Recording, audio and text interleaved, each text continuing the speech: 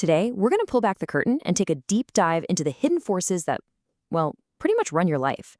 We're talking about the invisible, psychological, biological, and even mathematical principles that are constantly shaping your daily decisions and your habits, whether you realize it or not. I mean, think about it. It's a paradox of modern life that I think we've all felt.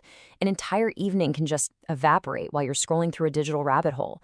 But then, when it's time to do the things that you know really matter, that big project, going to the gym, or even just reading a book, it's like you hit this invisible wall of resistance. We immediately blame ourselves, right? We think, I'm just lazy. But what if the problem isn't some flaw in your character? What if it's all about the design of your environment and the actual chemistry of your brain? So here's the journey we're going on today. We'll start by diagnosing the problem, looking at the invisible wall of laziness and the dopamine deception. Then, we're going to pivot to the solutions with the power of tiny gains and the confidence trap. And finally, we'll put all the pieces together in the last section, becoming the architect of your own life. All right, let's dive into part 1, the invisible wall of laziness. And I want to be really clear here. This isn't about personality flaws. This is about something much more fundamental, the simple physics of inaction. You know the feeling. The workday is finally over, you walk through the door, and you are just mentally and physically wiped out. It feels like the weight of the entire day is just pressing down on you. And in your mind, you have this wonderful, noble goal for the evening. You think, tonight's the night. I'm going to practice guitar, or I'm going to write that first chapter, or I'm going to go for that run. The desire to be that productive person is definitely there. But what actually happens? The couch, it just looks so inviting. And your phone, it's right there, offering an endless, effortless stream of entertainment. Before you even know what's happened, a couple of hours have vanished in this blur of scrolling, and the guitar is still sitting in its case, completely untouched. Now, it is so easy to judge yourself in that moment, to beat yourself up, but the real answer, the reason this happens, it isn't about a lack of willpower. It's actually a concept from chemistry that explains why just getting started is always the hardest part. And that concept is called activation energy. Think of it like this. Picture a match. A match holds all the potential for fire, right? But just sitting there on the table, it does absolutely nothing. To unlock that potential, you have to provide a spark. You have to provide the activation energy of striking it against the box. Every single task in your life has its own activation energy. So let's make this super concrete with our guitar example. On the left, you see the high activation energy scenario. The guitar is tucked away in its case, inside a closet. Just to start playing requires all these little steps. For a tired brain, that's a mountain to climb. But look at the right. The guitar is already out, sitting on a stand in the living room. The activation energy is incredibly low. Now, it's actually easier to just pick up the guitar than it is to ignore it. This leads us to this brilliant, actionable idea called the 20-second rule. The goal is to strategically re-engineer your environment. So for the good habits you want to start, like playing guitar, you want to shave off 20 seconds from the startup time. Put it on a stand. Lay out your gym clothes the night before. And for the bad habits you want to break, like mindlessly watching TV, you do the opposite. You add 20 seconds of friction. A great one is to take the batteries out of the remote and put them in another room. It sounds so small, but that tiny little barrier is often just enough to disrupt that automatic default behavior and give your better intentions a real fighting chance. Okay, so we've looked at the external physics of our world. For part 2, let's go internal. Let's explore the chemistry happening inside our own heads with the dopamine deception, the chemistry of desire. You see, our brain really operates in 2 very different modes. On the left, you have scattered focus. This is what we feel when we think we're multitasking. But what's really happening is our brain is rapidly switching between tasks, and that burns a tremendous amount of mental energy. On the right, you have directed focus. This is like a laser beam of attention where you're completely immersed in one single thing. This is the state you need to be in to do deep, meaningful, productive work. So what is it that drives us towards that scattered state and away from deep, directed focus? Well, the answer lies in this really common misunderstanding of a powerful neurotransmitter, dopamine. We hear it all the time. It's the pleasure molecule, but that's not quite right. A better way to think of dopamine is as the molecule of motivation. It's what makes you want something. It's the engine that drives you to get up off the couch and pursue a reward. They've done experiments on rats where they block their dopamine. And you know what happens? They won't even get up to eat or drink. They literally lose the will to live. That's how powerful it is. So your brain is constantly running as this little prediction machine. It's always scanning your environment and prioritizing activities based on how much dopamine it expects to get. And as you can see here, things like social media and video games, they promise a high, immediate, and easy reward. Studying, on the other hand, offers a low, delayed reward. So, of course, your brain naturally gravitates towards the path of least resistance, the higher dopamine path, which is why sitting down to study can feel so incredibly difficult. And here's the real problem. It's a fundamental mismatch. The operating system in your brain, it evolved over hundreds of thousands of years in a world of scarcity, where rewards were rare and you had to work hard for them. But today, we are flooded, we are drowning in infinite artificial stimulation. Our ancient software is just completely overwhelmed by this constant stream of cheap, easy dopamine. So how do we fix this? How do we reset the system? Well, the solution is really counterintuitive. It's called the boring break protocol.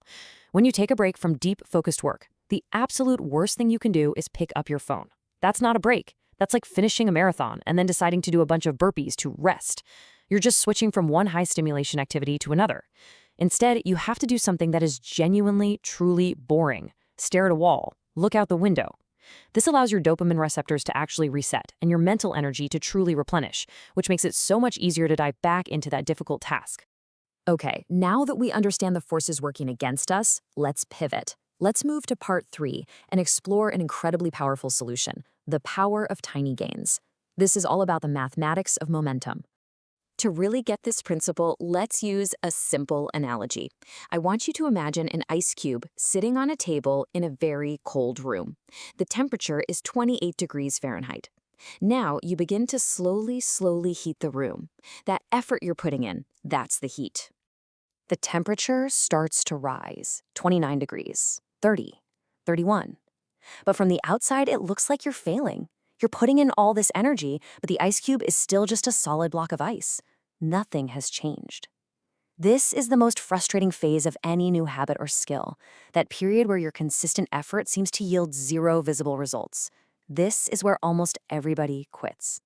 But then, the temperature hits 32 degrees Fahrenheit, the tipping point, and all at once, the ice begins to melt. The transformation feels sudden, almost magical, but it wasn't. All of that wasted effort, it wasn't wasted at all. It was being stored inside the system, building up, patiently waiting until it reached that critical threshold for a breakthrough.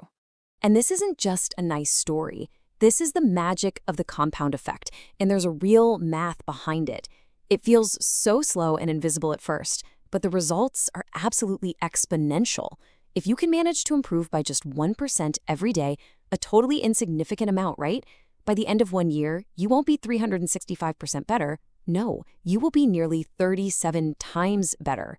Small, smart, consistent efforts are the single most powerful force for change. We can see this in the real world with something like investing.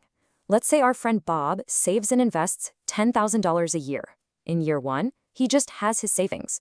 But in year 2, his initial investment earns him an extra $1,000. Now his money is starting to work for him. By year 4, the returns alone are over $3,000. The growth starts to accelerate, just like the melting ice. And this same exact principle applies to your skills, to your health, to your relationships, everything. We've covered physics, chemistry, and math. So for our final piece of the puzzle, in part 4, let's talk about the confidence trap. This is where we dive into the psychology of perception and see just how easily our own minds can mislead us. This bizarre and completely true story is the perfect introduction to a cognitive bias called the Dunning-Kruger effect. Back in 1995, a man named MacArthur Wheeler robbed 2 banks with his face completely uncovered in broad daylight. Why? Well, he had heard somewhere that lemon juice could be used as invisible ink. And with just a breathtakingly flawed leap of logic, he concluded that if he covered his face in lemon juice, it would make him invisible to security cameras. His confidence was absolute, and so was his incompetence. Let's visualize how this works. Meet Mike. He just bought his first nice camera, he learned the rule of thirds, and he's feeling pretty good. From his very limited perspective, he feels like he knows about 90% of everything there is to know about photography. He's confident because the universe of his knowledge is actually tiny, and he's explored most of it. But this is reality. The entire field of photography, lighting, composition theory, editing, the business side, it's vast. Mike's actual knowledge is just this tiny little sliver. And here is the crucial point. He is completely blind to that giant gray area. He doesn't know what he doesn't know. And that is the confidence trap. The very skills you need to be competent at something are the same skills you need to recognize competence in that thing. Incompetent people lack both, and so they can remain blissfully, confidently unaware of their own shortcomings. So, how do we avoid wearing the lemon juice? We have to actively cultivate intellectual humility. Instead of just looking for information that confirms what you already believe, you have to seek out information that proves you wrong. Find a mentor, find an expert, and ask them, show me what a 10 out of 10 really looks like, and then show me where my gap is. And maybe most importantly, practice saying the 3 hardest words in any language, I don't know. The more you learn, the bigger you realize the universe of knowledge is. True wisdom really begins with recognizing the limits of what you know. And that brings us to our conclusion, Part 5, Becoming the Architect. This is where we take all of these principles, the physics of laziness, the chemistry of dopamine, the math of momentum, and the psychology of confidence, and we use them to consciously and deliberately design the life that we actually want to live. This single quote right here, it encapsulates the entire message of this explainer. The reference is to Pavlov's famous experiment, where he conditioned dogs to salivate just at the sound of a bell. The lesson for us is profound. Stop trying to rely on the unreliable, fleeting fuel of willpower and motivation. Instead, become a strategic designer of your environment and your routines.